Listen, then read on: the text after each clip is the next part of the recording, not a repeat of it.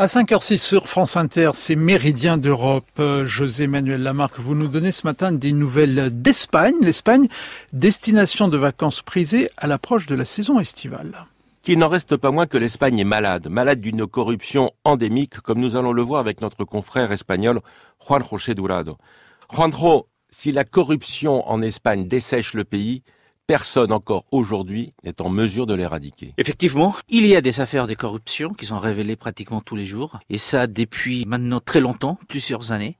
Mais plusieurs années, ça fait combien? Dans le court terme, ça fait 3 ans qu'on vit avec des cas de corruption, que ça soit politique ou privé, mais surtout les politiques sont celles qui font le plus mal aux citoyens, puisque... Et des politiques qui sont au pouvoir en plus. Et des politiques qui sont au pouvoir. Donc la corruption est une réalité en Espagne aujourd'hui depuis plusieurs années. Et une corruption qui n'a pas une seule couleur puisqu'elle touche pratiquement tous les partis politiques, que ce soit du côté de Madrid, que ce soit du côté de la Catalogne, que ce soit du côté de l'Andalousie ou autre. Y compris la famille royale. Y compris à un moment donné, effectivement, la famille royale, et notamment c'était Juan Carlos. On avait des doutes sur certaines affaires qu'il aurait pu mener, et notamment pas autant lui que son gendre, et mari de sa fille, bien sûr, qui sont allés devant les tribunaux. Donc la corruption a touché tous les partis politiques, mais elle touche aussi le secteur privé, le secteur public. Mais à quoi ça tient? Qu'est-ce qui s'est passé en Espagne pour qu'on en soit arrivé là? Expliquer le pourquoi de la corruption est simple, mais en même temps assez compliqué. En Espagne, peut-être que, comme partout ailleurs, les hommes politiques, ou un parti politique en particulier, a peut-être vécu trop longtemps dans le pouvoir, au point d'oublier que tout n'est pas permis. Je fais référence dans les années 90, c'était le Parti Socialiste avec Felipe González. Récemment, c'est le Parti Populaire. Ce sont les conservateurs. Les conservateurs, dans les cas de corruption, on les connaît tous les jours, jour après jour, on apprend des choses. Notamment, ces dernières semaines, un ancien président du gouvernement de Madrid qui a été arrêté et entendu par la police. Ça, c'est l'actualité aujourd'hui brûlante en Espagne. C'est le cas du côté de Barcelone ou de la Catalogne. On se souvient d'abord avec l'ancien président Jordi Pujol, qui est aujourd'hui mis en examen, ainsi que sa famille, ainsi que d'autres hommes politiques qui étaient au gouvernement avec lui. Mais tout n'est pas permis.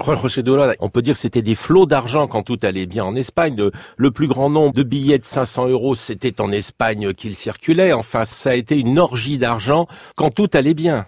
Effectivement, il y a eu cette bulle exactement, qui s'est créée en Espagne dans les années 2000 et qui a fait penser, pas uniquement qu'aux politiques, mais aux citoyens, que tout était aussi permis et que si l'argent courait à flot, ça allait durer. Tant qu'il y avait de l'argent, tout le monde regardait ailleurs. Quand il n'y a pas de l'argent, tout le monde regarde de plus près. Comment réagissent les Espagnols face à tout ça? Parce qu'on peut le dire, c'est quasiment tous les jours qu'une affaire tombe en Espagne. Comment réagissent les Espagnols?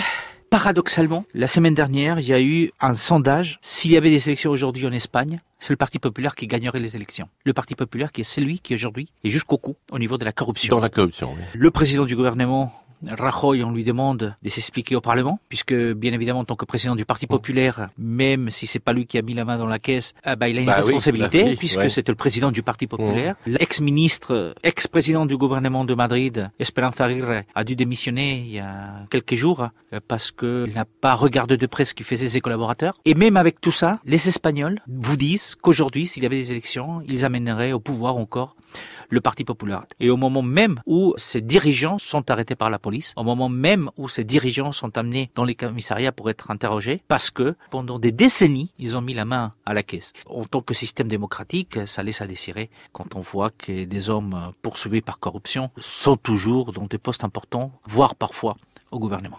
Juan José Durado, correspondant espagnol à Paris, au micro de José Manuel Lamarque.